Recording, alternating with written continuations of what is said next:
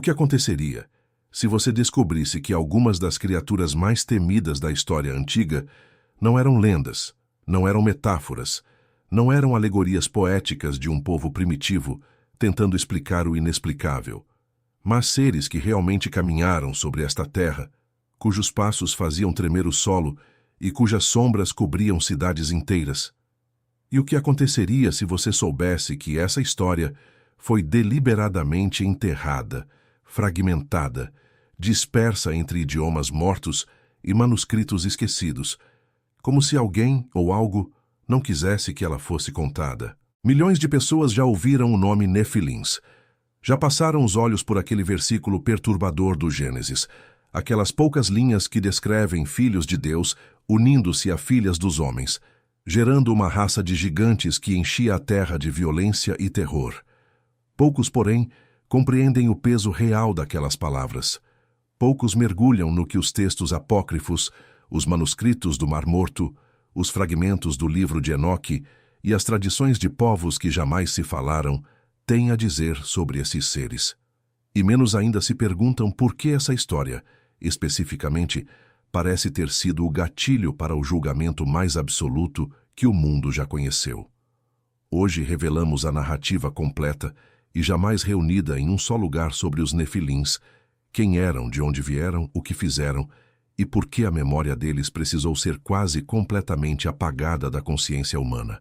Esta é a história de uma corrupção tão profunda que tocou a estrutura do próprio ser humano, de uma transgressão tão grave que os céus responderam com silêncio de ferro e depois com água sem fim, de criaturas que existiam entre dois mundos e não pertenciam a nenhum, uma história de fronteiras violadas, de ordens sagradas despedaçadas e de um Deus que olhou para a sua criação e viu que era preciso começar de novo. Antes de continuar, se você ainda não se inscreveu neste canal, faça isso agora. Deixe seu like e compartilhe este vídeo com alguém que ama história e mistério e nos conte nos comentários de onde você está assistindo. Nossa comunidade já alcança todos os cantos do mundo, de Lisboa a São Paulo, de Luanda a Maputo, e é uma honra ter você aqui. Então, sem mais delongas, vamos começar. Para entender os Nefilins, é preciso primeiro entender o mundo que os gerou. E esse mundo era tão diferente do nosso que exige um esforço deliberado de imaginação para ser alcançado. Não estamos falando de séculos atrás. Estamos falando de um tempo que a maioria das civilizações chama de antes do dilúvio, um período que os sumérios registraram em suas tábuas de argila como a era dos reis que viviam dezenas de milhares de anos, um período que o texto hebraico descreve com gerações de homens que chegavam a 900 anos de vida com uma naturalidade perturbadora. O mundo antediluviano, como os estudiosos o chamam, não era o nosso mundo. Era um mundo onde as fronteiras entre o visível e o invisível ainda não tinham sido completamente estabelecidas, onde o sagrado e o profano coexistiam em uma tensão que o ar parecia carregar como umidade antes de uma tempestade. Imagine a terra coberta de florestas, que nenhum machado humano havia jamais tocado, rios que corriam limpos e violentos, alimentando planícies de uma fertilidade que desafiava qualquer descrição. O céu noturno, sem nenhuma poluição luminosa, despejava sobre os humanos a Via Láctea inteira, como um véu de diamantes, e os homens daquele tempo olhavam para aquele céu com um misto de admiração e terror sagrado que nós, com nossos telescópios e satélites, já não conseguimos mais sentir.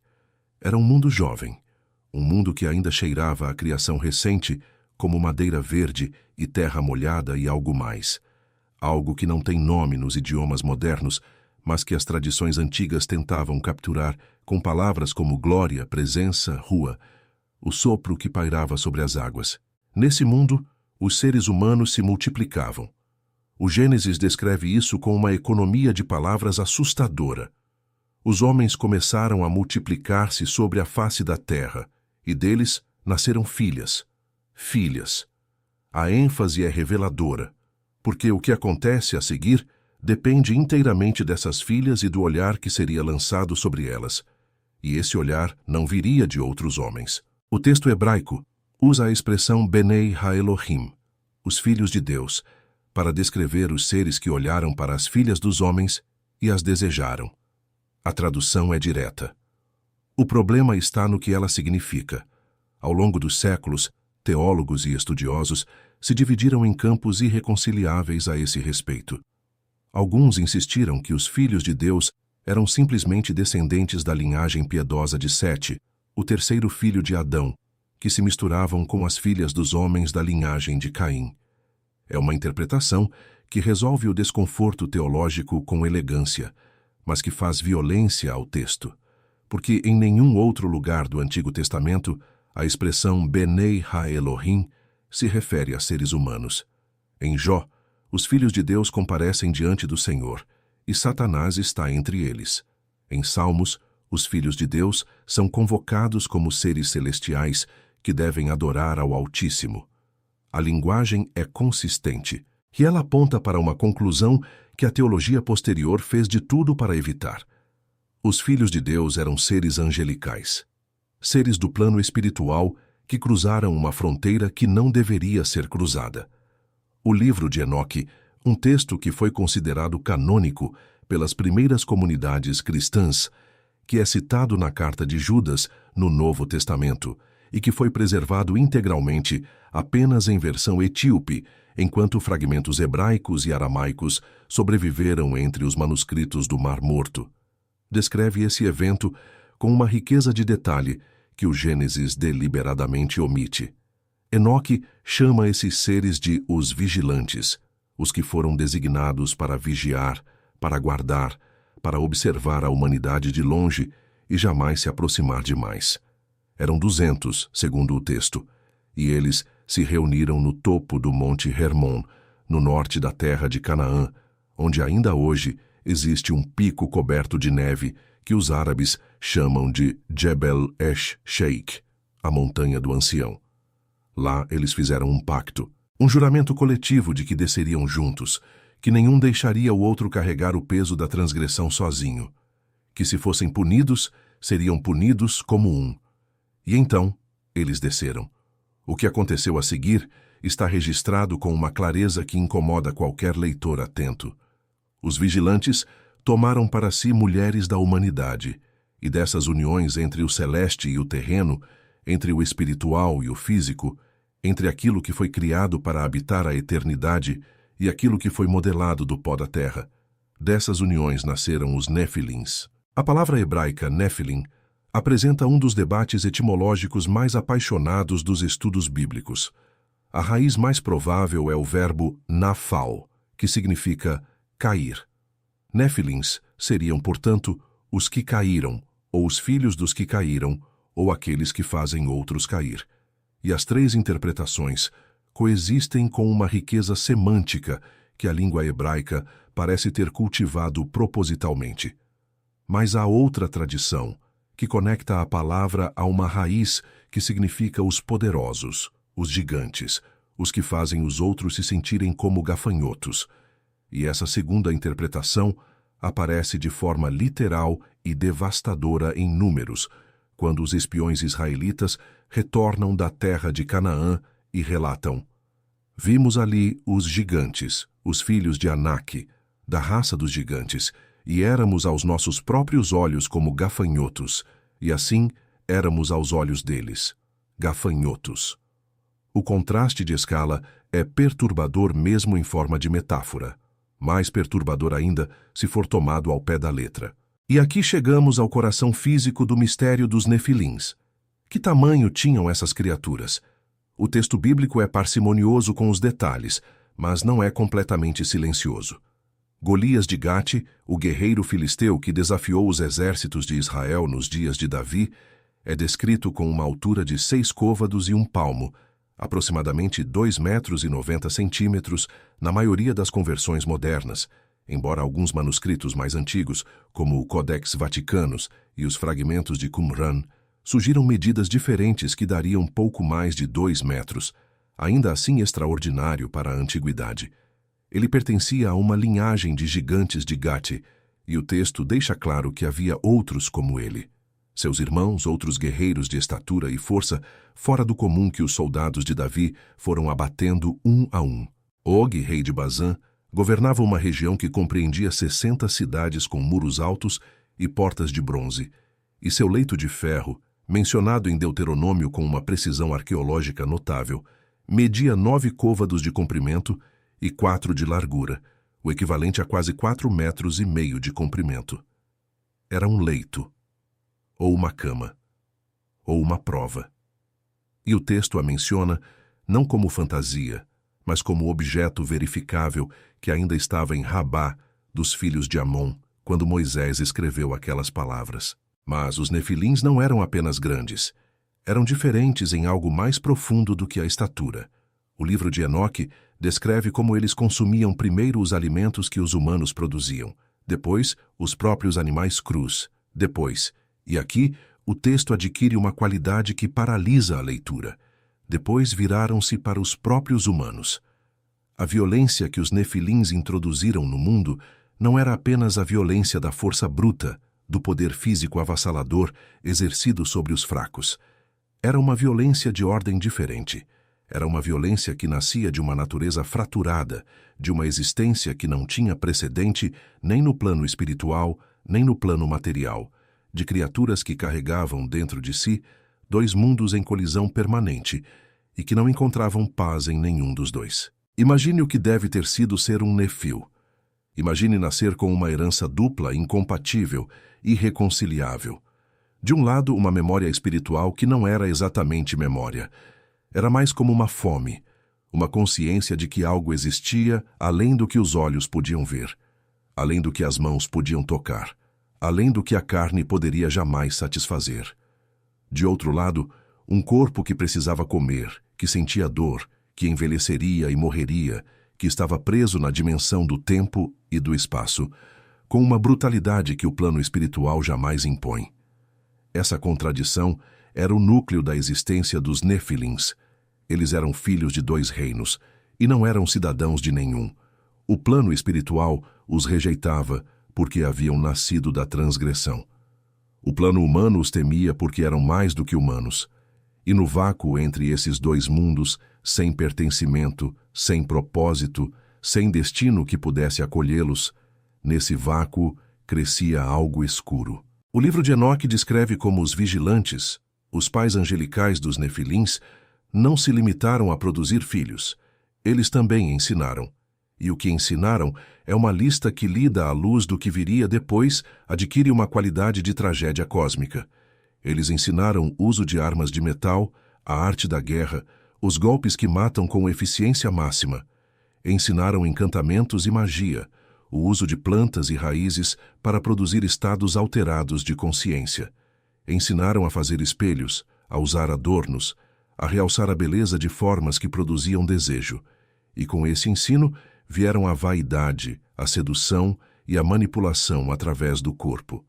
Ensinaram astrologia, a leitura dos sinais do céu, o conhecimento que pertencia ao domínio celestial e que não estava destinado à humanidade naquele estágio de seu desenvolvimento. Cada um desses ensinamentos, tomado individualmente, poderia parecer neutro. Conhecimento é conhecimento. Mas o texto é preciso na sua avaliação. Não era o momento, não era a forma, que não era o propósito. O conhecimento que deveria chegar gradualmente, organicamente, através de uma maturação que a humanidade ainda estava sendo preparada para receber, esse conhecimento foi despejado de uma vez, como água fria sobre metal quente, e o resultado foi o mesmo que acontece com o metal: fratura. A terra se encheu de violência. Essa é a expressão que o Gênesis usa, e ela é cirúrgica na sua imprecisão deliberada. Não diz que houve guerras, embora provavelmente tenha havido. Não diz que houve crimes, embora certamente tenha havido. Diz que a violência preencheu a terra como água preenche um vaso, completamente, até a borda, sem espaço para mais nada. E Deus olhou. O texto diz isso com uma gravidade que qualquer leitor sensível percebe antes de entender. Deus olhou para a terra e ela estava corrompida. Toda a carne havia corrompido o seu caminho sobre a terra. E o Senhor disse a Noé: O fim de toda a carne é chegado diante de mim, porque a terra está cheia de violência por causa deles. Por causa deles. A referência é clara, e a decisão que se seguiu foi a mais absoluta que o texto sagrado registra antes do juízo final, o dilúvio. Mas antes de chegar ao dilúvio, é preciso entender algo que a narrativa bíblica canônica deixa nas sombras e que os textos apócrifos iluminam com uma intensidade perturbadora. O que aconteceu com os vigilantes, os pais dos nefilins, antes que as águas viessem? O livro de Enoque é específico. Deus enviou os arcanjos para dar o veredito. Miguel, Rafael, Gabriel e Uriel receberam cada um uma missão diferente nesse julgamento cósmico. Rafael foi encarregado de prender Azazel, um dos líderes dos vigilantes, descrito como responsável por ensinar aos homens a arte das armas e às mulheres as artes da sedução, nas entranhas da terra, no deserto de Dudael, com pedras sobre ele, no escuro, para aguardar o juízo final.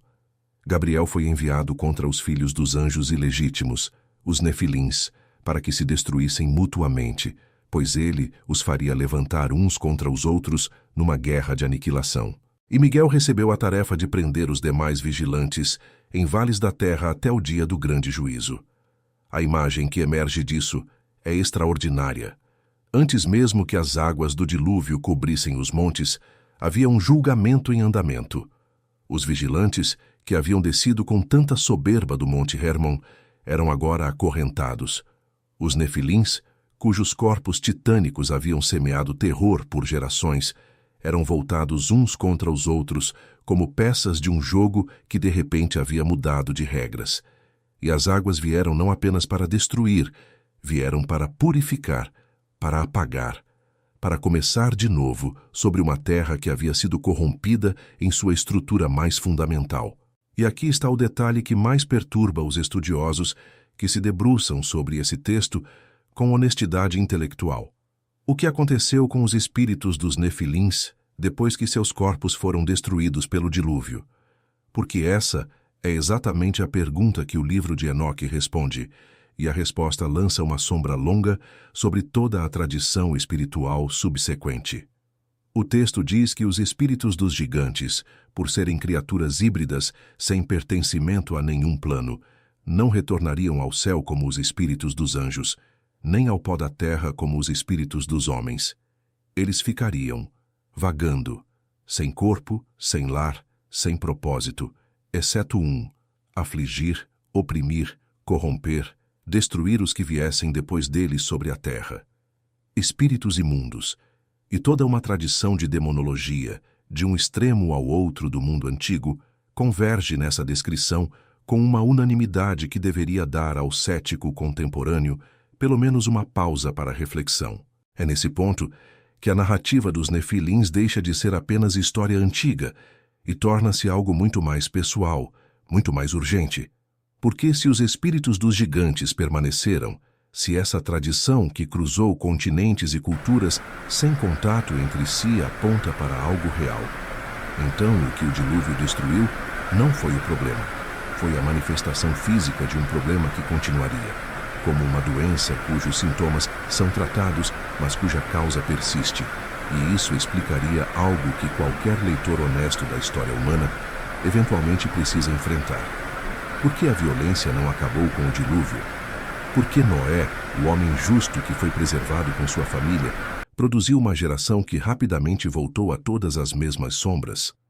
Por que Canaã, a terra prometida, estava repleta de gigantes quando os israelitas chegaram? Anaques, Refaíns, Emins, Zuzins. Os nomes se acumulam nos textos como arquivos de caso de uma recorrência que desafia a explicação simples. A tradição judaica rabínica oferece uma resposta que é ao mesmo tempo elegante e perturbadora. A corrupção genética sobreviveu ao dilúvio através da família de Noé. Não porque Noé fosse impuro, o texto é explícito que ele era íntegro em suas gerações, palavra em hebraico que pode significar tanto moralmente reto quanto genealogicamente não contaminado. Mas dentro de sua arca havia Ham, seu filho, e a tradição rabínica é consistente em sua sugestão de que algo de irregularidade habitava nessa linhagem. O texto do Gênesis registra o episódio estranho e brevíssimo de Ham, vendo a nudez do pai e sendo amaldiçoado por isso, um episódio que gerações de comentaristas sentiram que escondia mais do que revelava.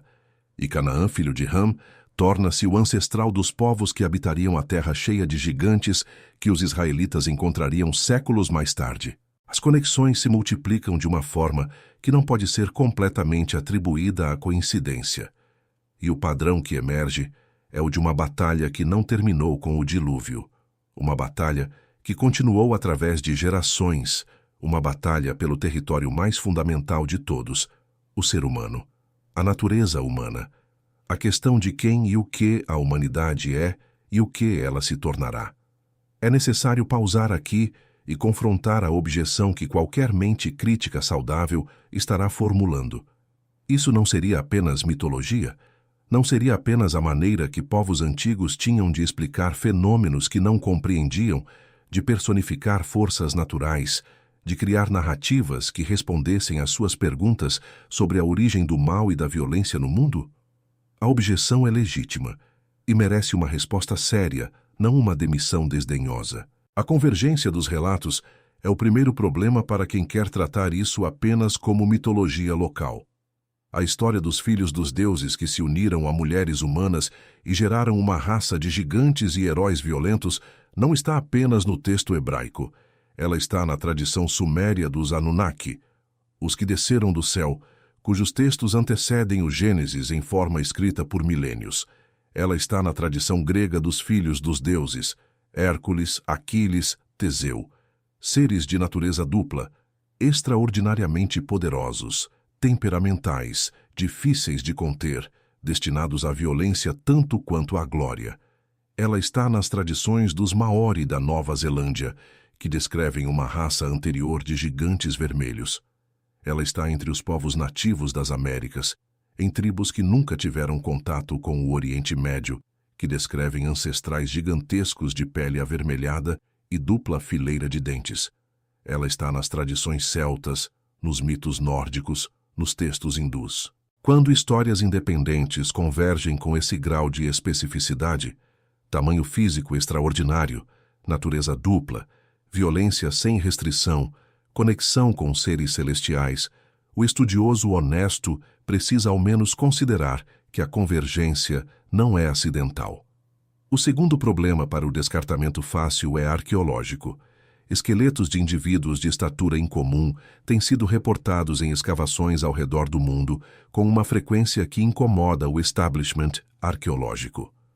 A maioria não recebe publicação em periódicos de prestígio. A maioria desaparece em depósitos de museus ou simplesmente deixa de ser mencionada nos relatórios finais. O padrão de supressão é suficientemente consistente para ter gerado uma literatura própria de investigação, que varia do rigoroso ao sensacionalista, mas que em seu núcleo levanta questões que o consenso científico não respondeu de forma satisfatória. Dentes de tamanhos anômalos, estruturas ósseas que excediam qualquer distribuição normal conhecida, crânios com características que não se encaixam em nenhuma categoria estabelecida de hominídeo. Esses objetos existiram, foram documentados e depois silenciaram. O terceiro problema é o mais difícil de articular, mas talvez o mais poderoso, é o problema da narrativa. As histórias que chegaram até nós sobre os nefilins carregam uma qualidade específica, uma textura emocional, que as distingue das narrativas que reconhecemos como puramente alegóricas. Elas não têm a estrutura de fábulas morais, onde o significado é transparente e a narrativa serve apenas como veículo. Elas têm a estrutura de reportagem, detalhe específico, nomes próprios, localizações geográficas verificáveis, consequências rastreáveis. O Monte Hermon existe. A terra de Bazã existe. As cidades de muros altos existiram e foram escavadas. E os textos que descrevem gigantes habitando essas regiões específicas existem com uma consistência que merece, no mínimo, ser levada a sério. Mas voltemos ao momento mais sombrio desta história. Ao momento em que Deus olhou para a terra e tomou uma decisão. O Gênesis diz algo extraordinário que é frequentemente lido muito rápido. E arrependeu-se o Senhor de ter feito o homem na terra, e pesou-lhe no coração. A palavra hebraica usada para arrependimento aqui é nasham, que carrega a ideia de uma dor profunda, de um lamento, de uma mudança de sentimento diante de algo que produziu sofrimento. Não é a palavra técnica para mudança de plano ou estratégia. É a palavra para dor de coração. Deus estava em dor. E essa imagem, a da divindade que criou em amor contemplando sua criação, transtornada pela violência e sentindo dor, é uma das mais poderosas e perturbadoras de toda a literatura sagrada da humanidade. A decisão que se seguiu foi o dilúvio. E aqui é onde a conexão com os nefilins se torna cristalina e irrefutável dentro do próprio texto canônico. O Gênesis apresenta a sequência de forma deliberada: a multiplicação humana, os filhos de Deus e as filhas dos homens, o nascimento dos nefilins, a maldade que preenchia a terra, e então, o dilúvio. A narrativa é uma cadeia de causa e consequência. E a causa, lida sem os filtros teológicos que séculos de desconforto foram acumulando sobre o texto, é específica. A corrupção introduzida pela mistura entre o plano celestial e o plano humano, encarnada nos nefilins, havia chegado a um ponto de não retorno. Noé e sua família foram preservados. O texto diz que Noé era justo, reto em suas gerações. A pureza de sua linhagem, seja ela entendida moral ou genealogicamente, foi o critério de sua preservação. E com ele foram os animais, 2 de cada espécie, porque a corrupção dos nefilins, segundo o livro de Enoque, havia também contaminado o reino animal através dos experimentos dos vigilantes, que ensinaram a mistura de espécies, práticas que o livro de Enoque chama de pecado contra os pássaros, os répteis, os peixes e os animais. O dilúvio era uma limpeza, uma reinicialização, uma tentativa de restaurar o que havia sido criado para ser. E as águas vieram. Durante 40 dias e 40 noites, as fontes do grande abismo se romperam e as comportas do céu se abriram. A terra que havia sustentado os passos dos gigantes estava coberta. As montanhas que haviam sido lar dos vigilantes estavam submersas. Os gritos, se houve gritos, se perderam nas águas. E quando as águas finalmente baixaram e a terra emergiu renovada, molhada e silenciosa como um recém-nascido, os nefilins não estavam mais lá. Ou assim parecia, porque quando Moisés enviou os 12 espiões para explorar a terra de Canaã, aqueles homens voltaram pálidos. Voltaram com relatos de cidades de muros que alcançavam o céu.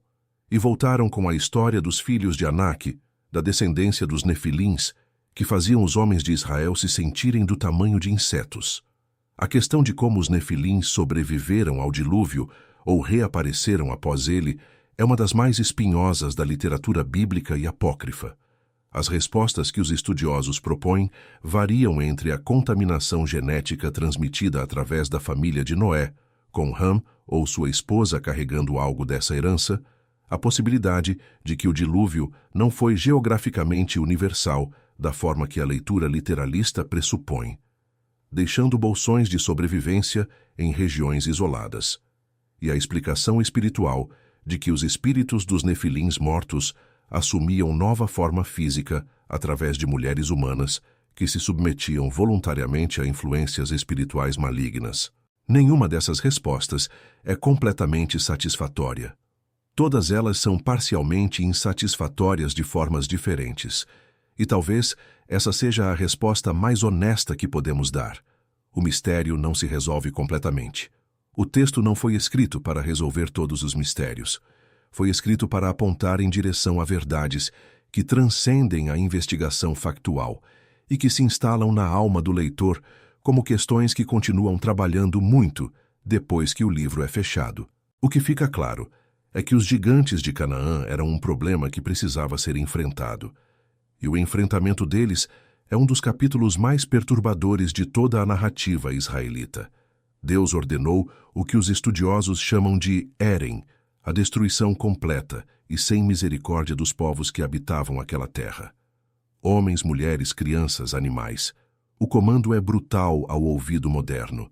Mas dentro da lógica da narrativa, e é importante entender a lógica interna antes de julgar, havia uma razão que ia além da conquista territorial. A terra de Canaã estava habitada por descendentes dos gigantes, por povos cuja mistura com o elemento Nefil havia corrompido suas estruturas em níveis que tornavam a coexistência com Israel não apenas impossível politicamente, mas espiritualmente devastadora.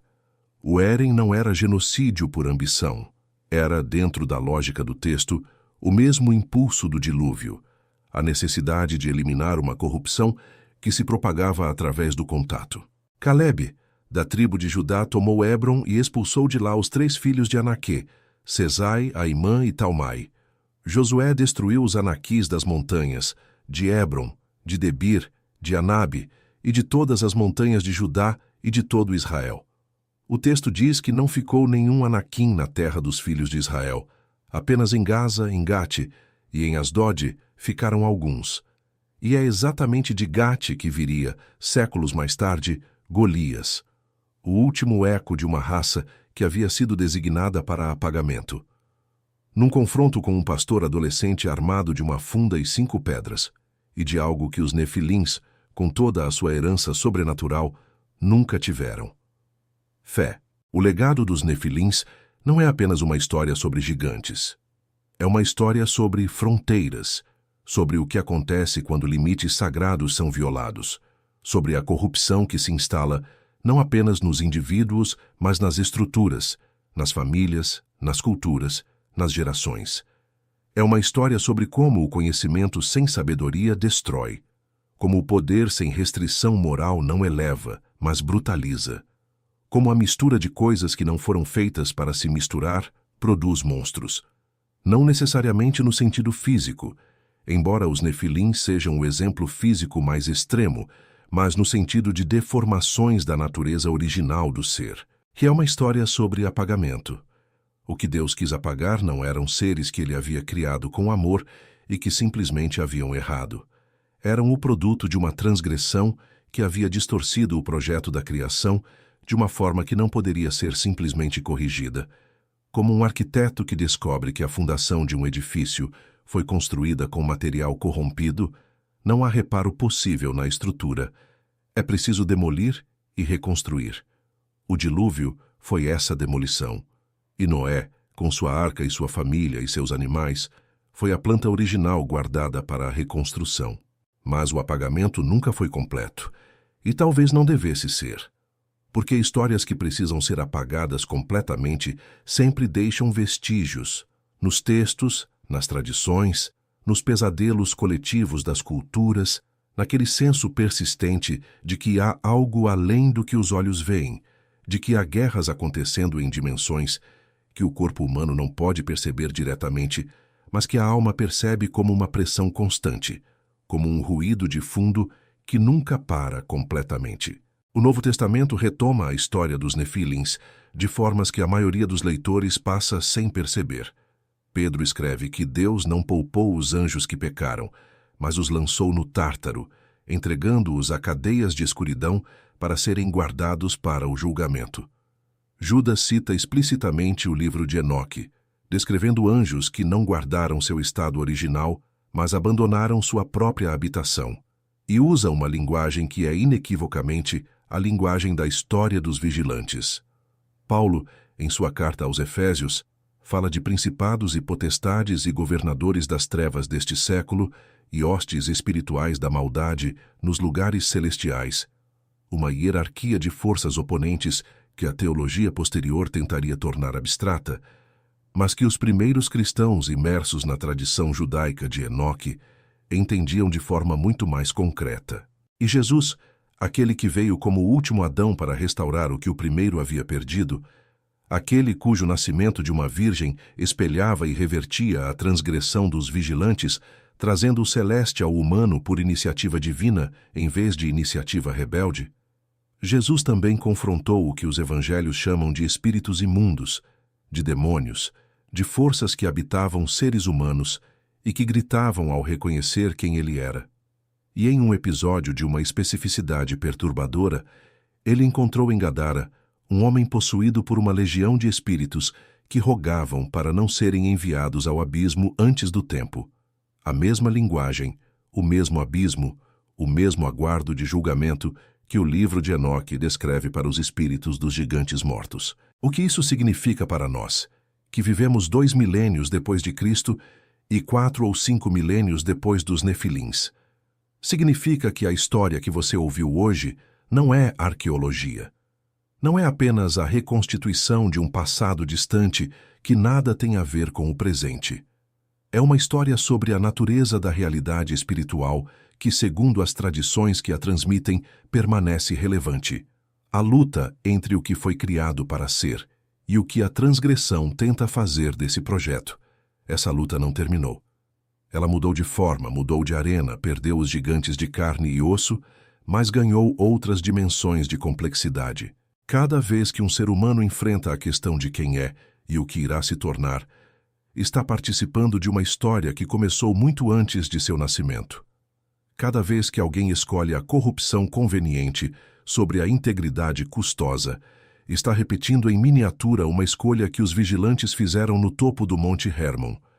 Cada vez que alguém encontra dentro de si uma mistura de impulsos que parece irreconciliável, a fome de transcendência e o peso da carne, o desejo do sagrado e a atração do profano, está sentindo algo que os Nefilins sentiram com uma intensidade que não podemos imaginar, porque eles a sentiam em proporções que excediam a escala humana em tudo. A história dos Nefilins nos diz que as fronteiras importam, que certas misturas produzem coisas que não deveriam existir, que o conhecimento sem o momento certo e o propósito certo destrói em vez de construir, que a violência que preenche uma cultura não cai do céu sem causa. Ela brota de uma semente que foi plantada, às vezes em gerações anteriores, às vezes em decisões que parecem pequenas, mas que contêm dentro delas a lógica de consequências que se desdobram por décadas ou séculos. E nos diz algo sobre o apagamento, sobre o porquê de certas histórias serem suprimidas. O livro de Enoque foi removido do cânon cristão pelos concílios do século IV e V, não sem resistência. Irineu, Tertuliano, Clemente de Alexandria, todos o citavam com autoridade. Mas foi removido. E a razão que os estudiosos debatem é precisamente que ele tornava demais literal, demais específico, demais desconfortável o substrato espiritual que a teologia mais abstrata e filosófica que a cristandade foi adotando, preferia manter no nível da metáfora. Manter a batalha espiritual como conceito abstrato é confortável. Tratá-la como realidade com nomes, localizações, hierarquias e consequências físicas verificáveis, isso exige um grau de comprometimento com a realidade sobrenatural que a modernidade encontra cada vez mais difícil de sustentar. Mas a história sobreviveu. Nos manuscritos do Mar Morto, preservados por 2 milênios em jarras de barro numa caverna do deserto de Judá, na Bíblia etíope, guardada por monges coptas nas alturas do Planalto africano, nos fragmentos aramaicos e hebraicos que os estudiosos de Qumran foram pacientemente reconstituindo ao longo do século XX, e nos ecos que aparecem nas tradições de povos que nunca leram esses textos, mas que guardam, em suas línguas e em seus rituais, memórias de um tempo em que o mundo era diferente, em que seres maiores do que os homens caminhavam sobre a terra, em que algo terrível aconteceu e o mundo nunca mais foi o mesmo. Os Nefilins existiram entre 2 mundos e não pertenceram a nenhum.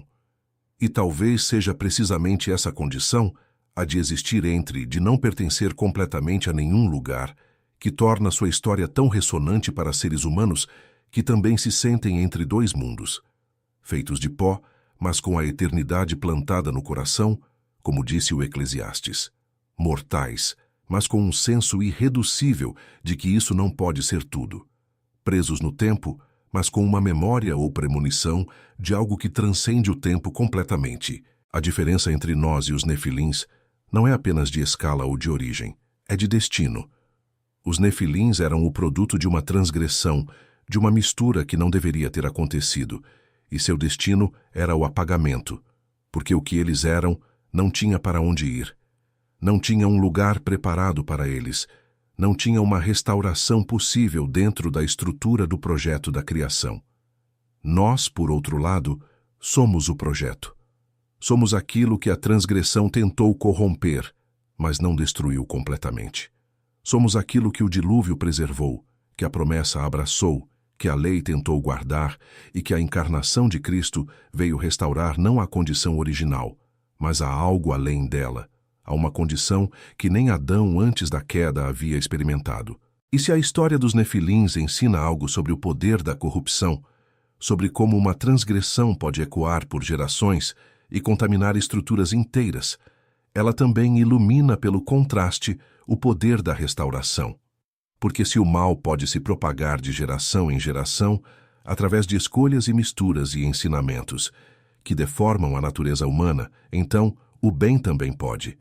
E a tradição que preservou a história dos Nefilins também preservou a história de um Deus que não desistiu do projeto humano depois do dilúvio, que fez uma aliança com Noé e com toda a terra, representada pelo arco-íris, que chamou Abraão do meio da corrupção de Ur dos Caldeus para começar algo novo, que preservou um povo pequeno e improvável através de séculos de perseguição e exílio, que enviou ao mundo no momento exato e no lugar exato um ser que era genuinamente de dois mundos, mas que, ao contrário dos Nefilins, habitou esse ser de dois mundos sem violência, sem voracidade, sem destruição, mas com uma plenitude e uma paz que os gigantes, com toda a sua força sobrenatural, jamais conheceram. Os Nefilins são o avesso, são o espelho invertido, são a imagem que mostra o que acontece quando o celeste e o terreno se misturam na direção errada, pelo motivo errado no momento errado, com consequências que cascateiam para baixo pelas gerações como água que encontrou uma fissura na rocha e a vai alargando lentamente até que a rocha se parte. E a história de Cristo é o que acontece quando essa mistura é revertida, quando o celeste desce ao terreno não por desejo proibido, mas por amor sacrificial, não para tomar, mas para dar, não para produzir gigantes que aterrorizam, mas para produzir uma nova humanidade que não tem medo nem mesmo da morte. É provável que você não tenha chegado até aqui apenas por curiosidade histórica. As histórias que nos fascinam têm uma tendência de ser as histórias que estão tentando nos dizer algo sobre nós mesmos. E se a história dos Nefilins ressoou em você com algo além do simples fascínio intelectual pelo mistério, se ela tocou em alguma questão que você carrega sobre fronteiras, sobre identidade, sobre o que pertence ao sagrado e o que pertence ao profano em sua própria vida, então talvez valha a pena sentar com essa ressonância por um momento. Você existe entre mundos também. Todo ser humano existe. A questão não é se você sente essa tensão. A questão é o que você faz com ela. Os vigilantes fizeram a escolha de cruzar o limite na direção da carne, da possessão, do controle. Os Nefilins não tiveram escolha sobre o que eram, mas tiveram, presumivelmente, alguma escolha sobre o que fariam com o que eram. E o resultado foi a violência que preencheu a terra. Cada um de nós carrega a capacidade para essa mesma violência. Talvez não nas proporções físicas dos gigantes, mas na mesma qualidade moral, a mesma escolha de usar o que somos para consumir e dominar em vez de servir e construir. A história que você ouviu hoje não começou há milênios. Ela começa, em alguma medida, toda vez que alguém acorda e decide que tipo de ser irá ser naquele dia. Toda vez que alguém enfrenta a tentação de cruzar um limite que foi posto ali com sabedoria e razão, mesmo que a razão não seja imediatamente visível. Toda vez que alguém escolhe a humildade do não sei sobre a arrogância do tomo o que quero, os vigilantes sabiam que o limite existia. Esse foi exatamente o motivo pelo qual fizeram o juramento coletivo, porque cruzar aquele limite juntos tornava o peso da responsabilidade individual mais suportável. A solidariedade na transgressão é uma das mais antigas e poderosas ilusões da história, e seu resultado então, como agora, é sempre o mesmo. Que esta história fique com você, que as perguntas que ela levantou continuem trabalhando, continuem escavando, continuem iluminando cantos de sua compreensão que estavam escuros, e que a fascinação pelo que foi quase apagado da memória humana não seja apenas entretenimento, mas o começo de um olhar mais honesto e mais profundo sobre a realidade que habitamos. Uma realidade que, segundo as tradições que guardam essas histórias, é muito mais rica, muito mais vasta e muito mais atravessada pelo sobrenatural do que nossa era racionalizante consegue confortavelmente admitir. Os gigantes existiram. O dilúvio veio. As águas baixaram. E a história continuou. Como sempre continua, esperando que cada nova geração decida o que fará com a herança que recebeu e com o limite que está diante dela. Se você gosta de histórias como essa, inscreva-se no canal, deixe seu like e até a próxima história.